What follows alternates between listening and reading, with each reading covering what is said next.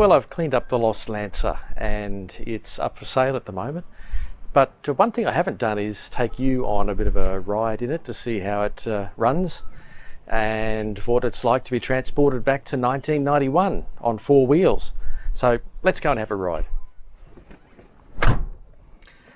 Right, well, it's time to start the Lancer and take it for a run. Hasn't been started for a day or so, so being a carburettor, I'll give the accelerator a bit of a kick and then turn it over. And it comes on pretty much straight away. Really doesn't require much of a push to get going. So that's going right now. A bit of fan to keep me cool. No air conditioning though, unfortunately, but I'll survive.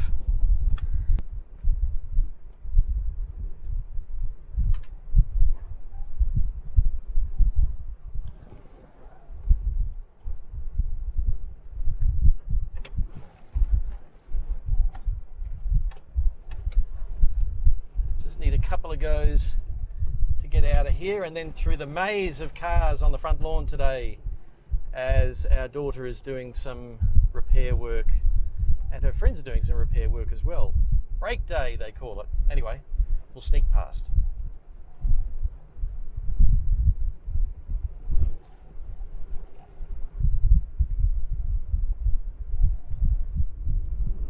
It's been pretty good on fuel. I have driven it to Cars and Coffee and also just around locally to get it looked at. And it hasn't used much fuel. It's still got over half a tank. That fuel is probably quite old, so I might look at getting that replaced with some fresh stuff. A couple of trim rattles. But overall, it drives like a car that's only done 16,000 kilometres. A very mundane car that's only done 16,000 kilometres.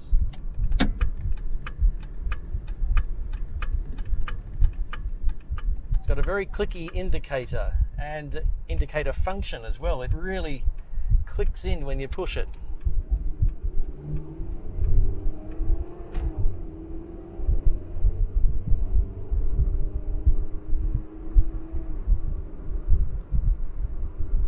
Lovely and smooth. But once it's in third gear, that is it.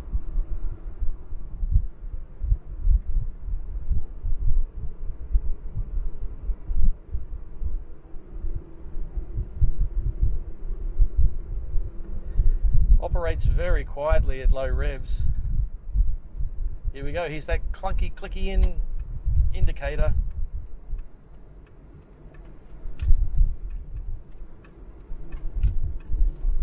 It's got a lovely skinny steering wheel.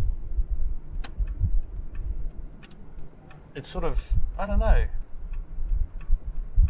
It's a lot skinnier than I'm used to.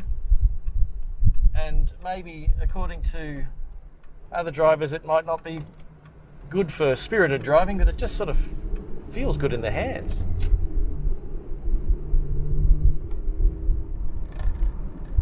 Here's the bit where we say, please don't turn left, please don't turn left, please don't turn left. Yes.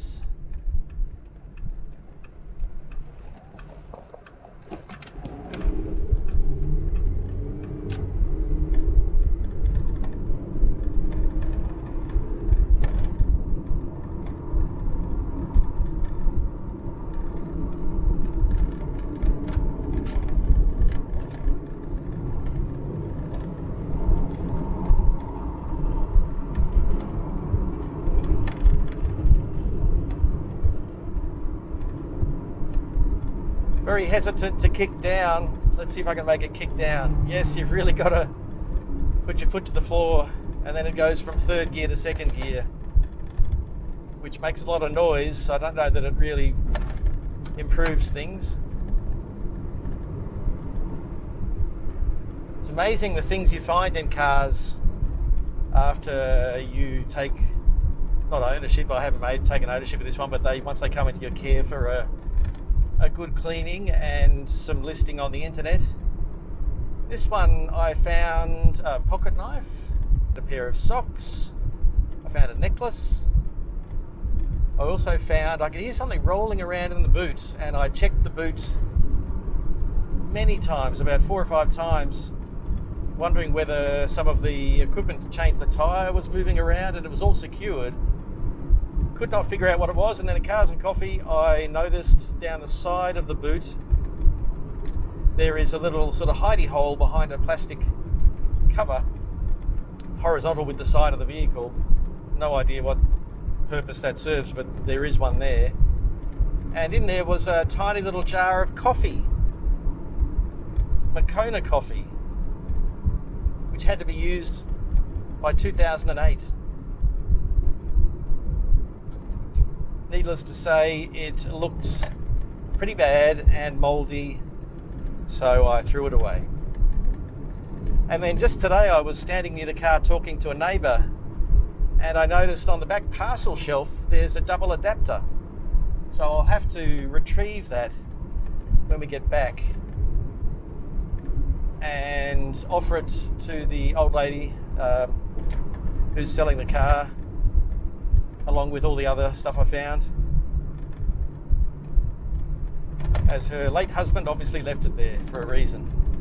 Okay, we're coming down to the crossing, Zillman's Crossing, where I have to give way to cars coming towards me because it's too skinny for 2 cars to get across, and there's no one coming, so over we go. And the water is quite high after all the rain we had.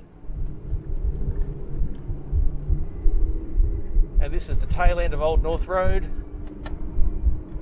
and then I'll head back to base. So, cue the music if you want.